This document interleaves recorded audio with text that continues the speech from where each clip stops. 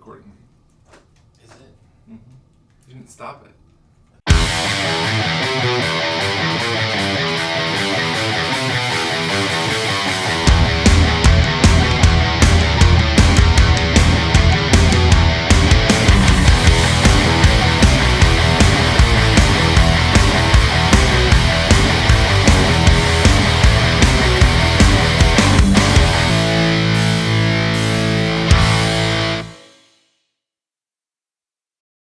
Are you serious? Yeah.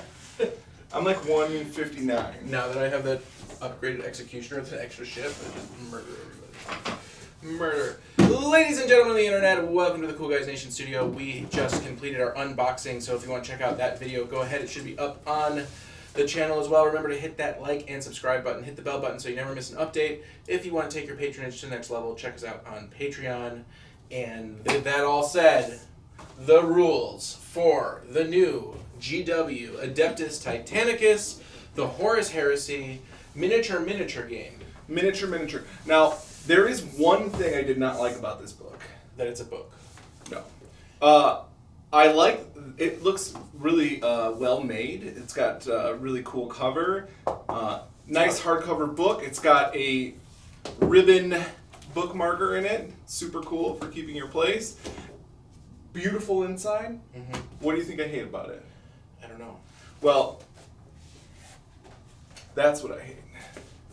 The pictures are small? No, the text is very small. Oh, the text is rather small. The text is super small, so it gets a lot in this tiny book, but the text is real small. Now, also, we had some issues with the binding on our book.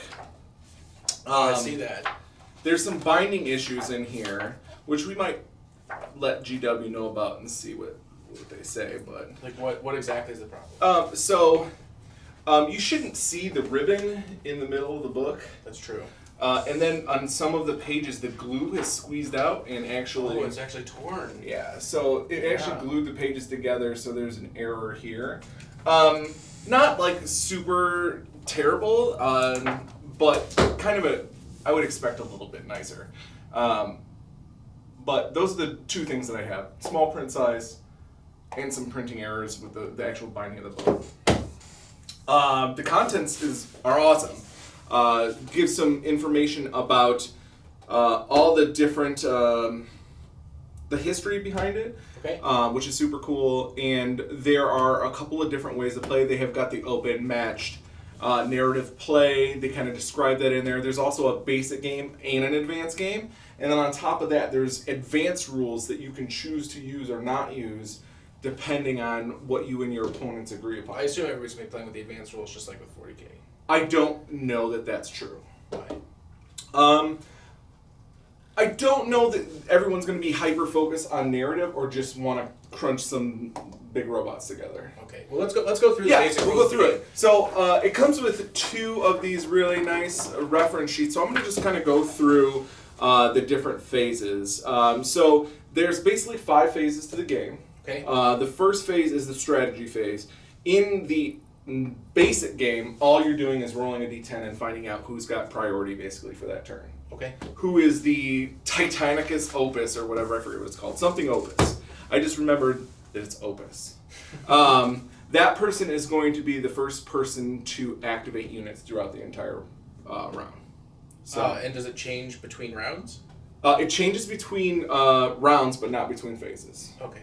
So the only place where that's different is that when you're first setting up the board, the person who got priority basically for setup, so you're going to roll off when you deploy the board and you're deciding who is going to be on what side. If you roll high, you get to choose who is going to be picking their half the board and going first. Okay, so you could defer it to the other player. You could defer to the other player. That's the only place in which you could do that. And then that person is also going to get first turn in the first game. They're going to be first in the first turn. So the first turn is the only turn that you don't roll for initiative because you've already done it before setup. Right. And then in the advanced rules, what happens in the strategy phase? In the strategy phase, in the advanced rules, you can give orders to your different titans. And the orders are down right here. So there's emergency repairs, split fire, first strikes, charge, and shutdown. Okay. basically, they have little flavors in game that gives you a little bit of a bonus. The shutdown one's actually a kind of cool one. So the shutdown one shuts your Titan down, and then you have to try to start it back up the next turn. The only reason you would ever use this is if your reactor was way off the charts and you needed to bring down the heat. Gotcha. And you can shut it down, and it lowers that that threshold by 2. Basically, you're like venting the plasma out Nice. when you do that. So this is super flavorful. That's one of the coolest things about this game. Like, everything is super flavored, super really immersive. I like all of the rules for this. Okay, so that's what's going on in the strategy phase. Additionally, before the game starts, you're going to be choosing actual stratagems. And you're going to pick them and put them out on the table face down, and your opponent and you both reveal them at the same time.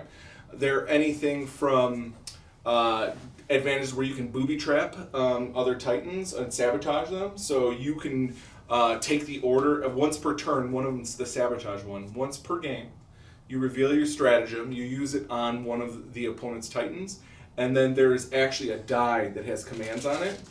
And you roll that die, and whatever command it rolls on is the command that they've given. Oh, so like they could get shut It down. could get shut down, which would be terrible. Terrible. Another one is like you booby trap that you did thermal mines on the battlefield. You choose one of their Titans and they take a bunch of hits to their legs. Nice. But there's other ones where like, oh, you have the battlefield stratagem where you have the like a macro cannon on your side of the board that you use to fire at people. Right. And we'll get into this as well, but just to clarify, it is divided between head, body, and legs, each with a different amount of damage that it can take. And then various conditions that get applied based on that damage. That's the critical damage. So, for example, if it's taking it only on the legs, then you keep adding up this bar here. Yeah, it's bad news bears. Okay. Also, the next phase then is the movement phase. You move your Titan. This basically has 2 different move things. There's one in regular move, and then there's one in brackets. And then there's a maneuver. A maneuver is how many times you can actually turn 45 degrees in a turn. And then there's another one in brackets. One of the cool things about this game is that you can fire up your plasma engines and you can use them to do special abilities. So one of the special abilities that you can do is you can fire up your plasma engines, draw more power from them, but heat them up a little bit, and you can move farther, or you can turn more. Okay. Some weapons have multiple weapon profiles that you need to actually Use your plasma to actually get the different effect. Okay. So there's a couple of things that you can do. Now in the basic game, when you overcharge your plasma or your plasma, I forget what's it called, plasma reactor, you just move your plasma reactor up once. In the advanced game, you roll dice, and the dice for that has I think 4 sides have one plasma, so you would move it up 1. One side has 2 plasma markers, so you would move it up 2. And then one side has a plasma marker and a cog on it. And that cog is actually the machine spirit of your Titan taking over. Oh. So if you're pushing and you say firing a weapon and you roll your machine spirit cog, there's actually a table to roll on to see what your machine spirit does. Interesting. It can do anything from nothing to charging the nearest enemy unit and attacking it, or firing all its weapons, or So doing a little bit something of like that. variability in the Yeah, rules. it's basically the Titan is controlled by a human, but there's a machine spirit in that Titan, and when it gets angry, it can take over control from the human temporarily, and that's what happens.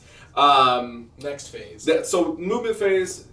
So I have a question. Is it I move a model, you move a model, or is it I move all my models? It's a I move a model, you move a model. Okay, so Everything's back and forth. Back and Now, forth. except for the knights, they actually move as a group. Because they are part of a banner. They're part of a banner. Now, there's also you can also put your Titans in squadrons. Okay. And you would activate an entire squadron. At one and time. That would be like squadrons of Warhounds or something like that. Not like squadrons of Emperor Titans or anything like that. I don't think you can.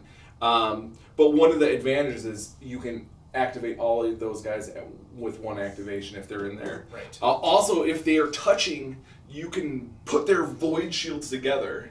Really? And you get to decide which dude is losing void shields. They get to share that stuff, which is really cool. So you can spread out that damage. Exactly. Okay, we're getting a little ahead of ourselves. The movement phase, you've got 2 different movements. You can overcharge your plasma. You can do one of those movements if you'd like. Then the maneuver, 2 different maneuvers. Overcharge and do the second maneuver thing. Next is the damage control phase. So you are going to get to roll damage control. And on every one of these Titan things here, they have a listing here of servitor clads. Clades, clads, whatever. This dice number shows how many dice that you roll to actually during this phase. And for each number that you roll, you can use that to do something. So if there's a weapon disabled, say you roll 4 dice. 1s and 2s are basically garbage because they don't do anything. I think a 3 is also garbage. So everything 4, 5, and 6 actually does something in game. A 4, you can reduce your plasma by 1. So when you've overheated your plasma reactor, you can bring it down. They've cooled it down. A 5+, you can raise your void shields up 1. So when you take a hit through your void shields degrade. Right. And then they can eventually shut down. On a 5+, you can add 1 back to your void shields. And repair critical damage. Yeah, and repair critical damage. Additionally, on a 6, so your void shields can totally go down. Right. And if they totally go down, you're taking whatever hits you right to whatever they hit you at. However, if you roll a 6... If you roll a 6 during this phase, you can turn on your reactor, your void shield reactor again, and then you have shields again. Just 1, but they're back. So let's say you rolled a 5-5-5-6. You could actually turn on your reactors and then raise it up 3 more. Okay. So you can supercharge it up.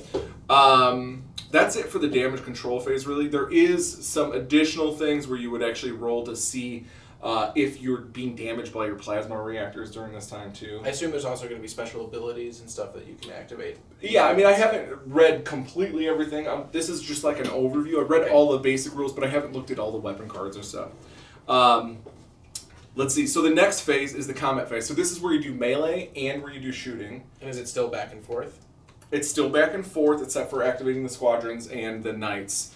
So what you do is if you are not close, it has a range on all the weapons. If you're not using a melee weapon, you roll your ballistic skill.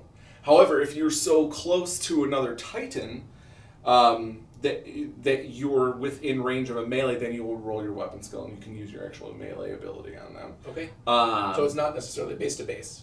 It's not necessarily base to base. Let's see what else happens there. And that's pretty much it in the combat phase. However, I want to talk a little bit about how damage is done, things like that. Sure. So every weapon that you would use or every attack or every hit that you take has a strength. And what you do is if the target has no shields or you've gone through their shields, you'll roll the strength plus a d6, typically. And then you'll actually look at your Titan's area. And it says exactly what happens. On a direct hit, you'll lose 1 structure point. Okay. On a devastating hit, you lose 2 structure points, and on a critical hit, you'll lose 1 structure point, and you take a critical damage. Well, that says 17+. What does that mean? So you roll the strength the strength of the weapon, whatever that is, you roll a d6, and then you add those together, and then that comes up here. Gotcha. Now, in this game, when you're shooting at something, typically you'll hit with more than one thing. It'll be 2d6 worth of hits. You might hit 5 times. When you're shooting at a thing, if it goes to the void shields, if there's no shields up, you'll actually roll to see where you hit. And this gets randomized from... Head, body, leg, exactly. special, weapon. Exactly. I hit your weapon. You hit your weapon, and then you randomize which weapon. A carapace weapon, left arm, right arm, whatever. And then you actually look to see what happens. So your weapons will go down here. You'll see how much damage it can take and if you shut it down or whatnot. You can actually call your shots in this game. So if you are fighting a Titan that already has some damage to their head, and you're like, I need to take that Titan's head out. I don't want to hit its legs or its arm. I want to really punish that. You can actually roll to hit just that head, and your dice roll is actually just -2 to hit. Interesting. In melee, it's only -1 to hit Okay. to target because you were so close that it's easier for you to target these different things. Interesting. Now, when you're actually getting shot, your void shields are up. If you are in melee, your void shields don't work. But ion shields do work because they work differently. Okay. So you'll roll to hit. A 1's always fail. 6's always hit. The modifiers, sometimes your Titan can be hurt. And so if your Princeps is wounded, you have a -1 to hit. You also have a -1 to hit at long range. You have a -1 to hit if the opponent is obscured. And if they are more than 50% obscured, you have a -2. So you can actually have a whole bunch of minuses. Right. But 6's always hit. Once you hit, you check to see if they have a void shield. If they have a void shield, what they're going to do is, depending on how strong their void shield is, it has a number. So you can see on this Warlord Titan, it has a 3+ in their first shield. So to avoid a hit, they need to roll a 3+. You rolled a 2. And so in this case, if there was only 1 hit, I would reduce my shield value by 1. Okay, and it's still a 3+ at that point. It's still a 3+. It goes all the way down to like a 4+ here. Okay. So what happens if there's a shield up and you shoot them with like 15 attacks, and let's say their shields completely go down and you have a couple hits extra? Mm-hmm. Nothing happens. Those are all just thrown in the trash because when the void shield goes down, it explodes outwards and stops all the other hits. Oh, interesting. So you need to attack again to do anything past.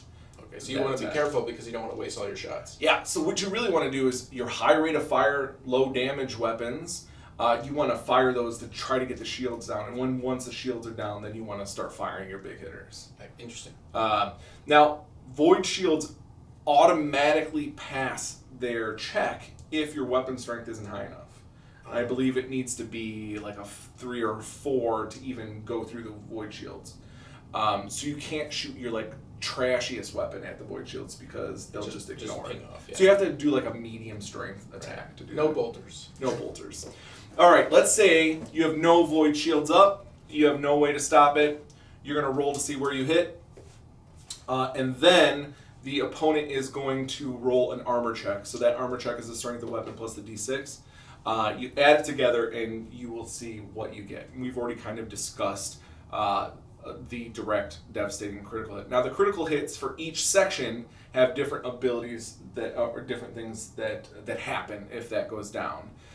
So there's MIU feedback, there's Moderati wounded, and then there's Princeps wounded. So the Princeps I already told you is the MIU feedback is any command checks made for this Titan have a -2 modifier.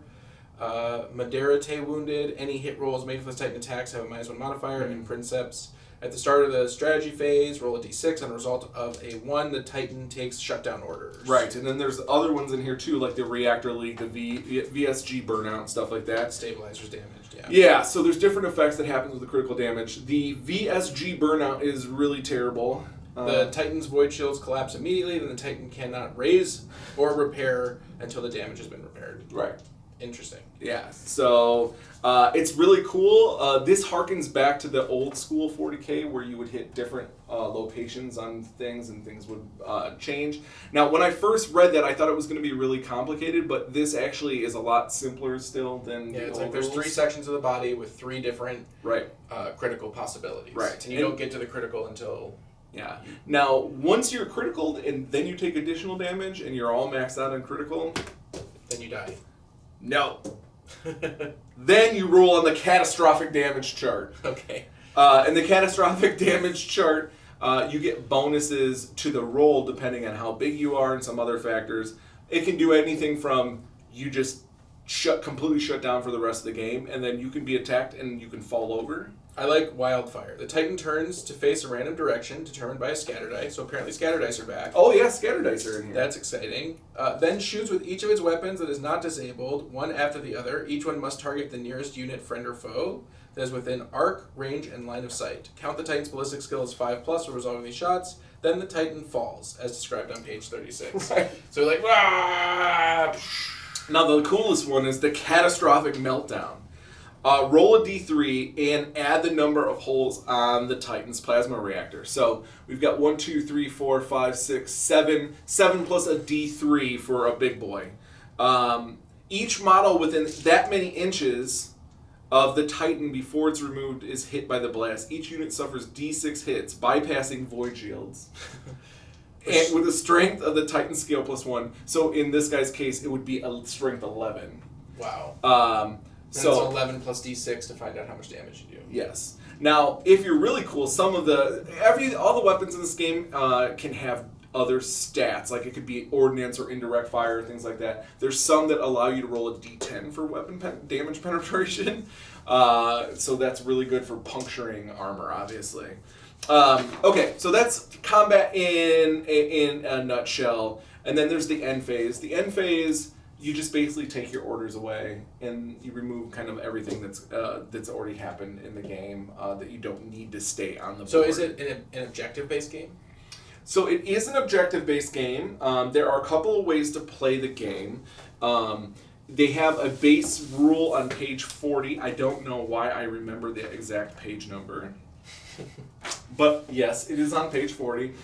This one just has rules for the objective of the game is to eradicate the opposing force. For each enemy Titan that has been destroyed at the end of the battle, score victory points equal to twice its scale. So for a Warlord Titan, it would be 20. For a Reaver, I think it's 16. And then for each enemy Titan that has not been destroyed but has been structurally compromised, which means it's got some critical damage and stuff, or one of the lines is filled up, score victory points equal to its scale.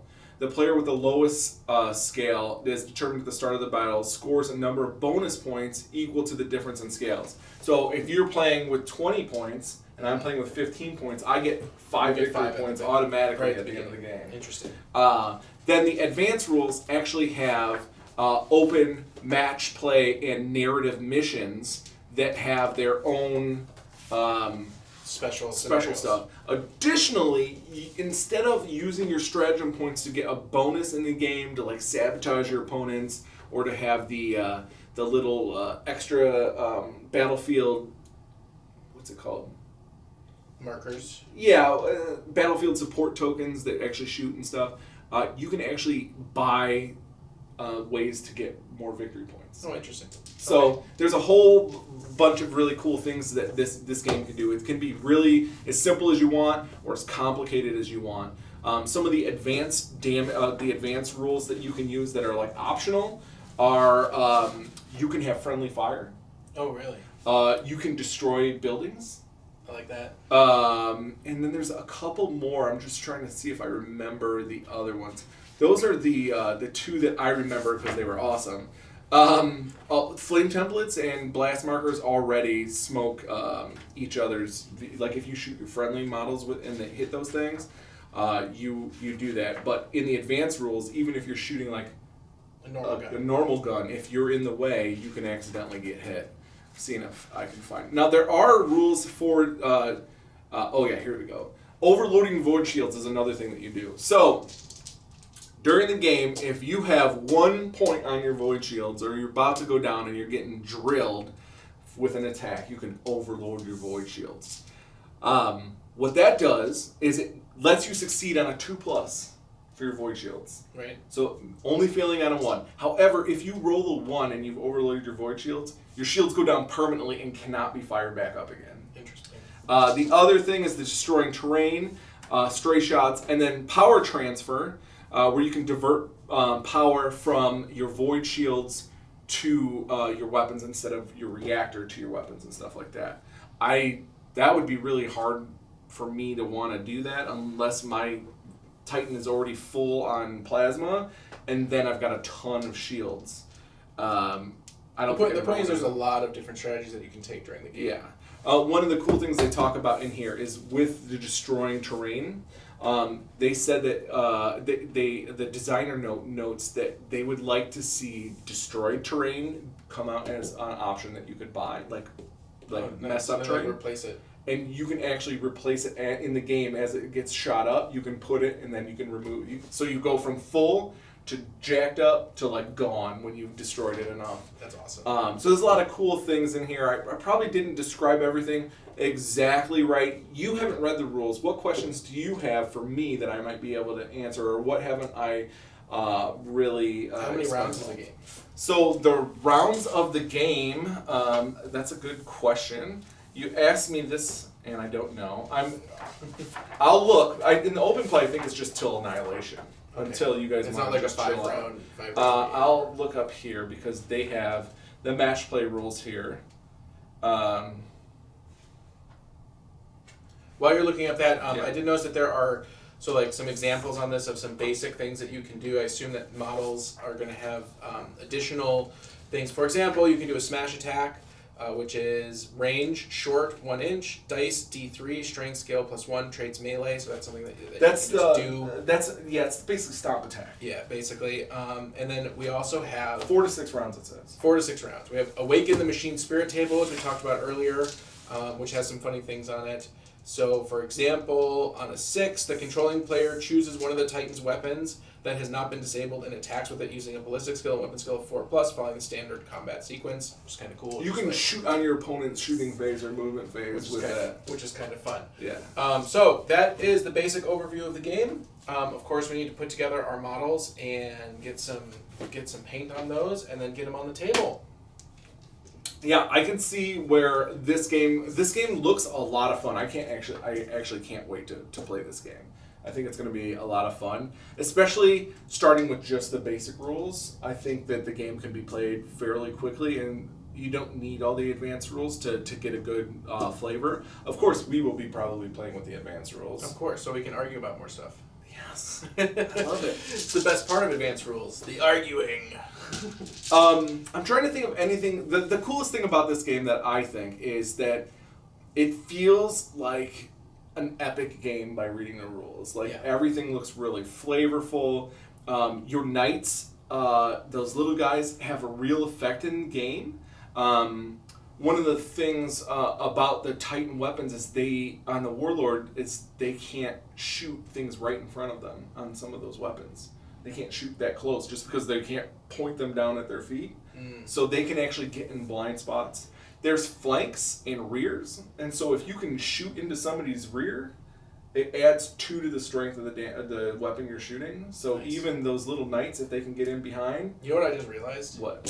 So every year at Adepticon, they have the giant Titan badge. Yes. I don't know if you've seen it. It's been on. If you want to check out some of our videos of Adepticon, you'll see that people bring Titans, they lay out a huge board, and they move it all around. Could now use those Titans to play this. Yes, with you could. Actual Titans. The some of the issue that could be brought up with that, unfortunately, are flame templates. Did you make a big one? And blast templates would have to be the size of like this table. We'll need children with a little parachute. I was walk them out. I was actually thinking like it would have to be like pool noodles because that's the only way I think you could make it light enough to do that. Maybe, and you fill the pool noodles with like helium to make them lighter. No, we can make it work. So if you're listening, Adepticon, giant Adeptus Titanicus match, please. We'll look for that next year. That's a really great overview. I'm super excited to get into the game and build some models. Any last thoughts? No. I'm excited. All right. Well, until next time, this has been Aron and Josh from the Cool Guys Nation, bringing you Adeptus Titanicus coverage, and we will see you on the table. And don't forget, we will also see you at Nova coming up, as well as Dragonfall, and the Rangers movie premiere is next weekend, so all of that is very exciting. Yeah, it's going to be awesome. We're going to be having some sneak peek stuff with the Rangers movie. We're going to have an insider's view on what's going on. Hopefully. I'm sure you will. If I'm not too tired.